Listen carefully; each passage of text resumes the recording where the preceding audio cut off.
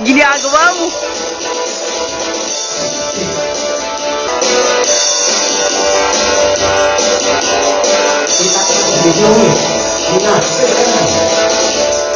Ang tao kapag walang pera ay nagpapaling, di alam ang gagawin.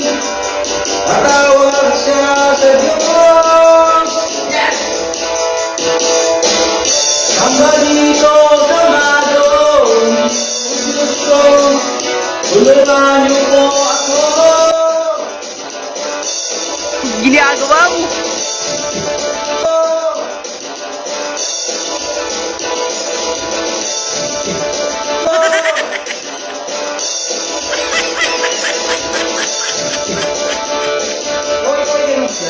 Hi, Lance. Hello. Hello!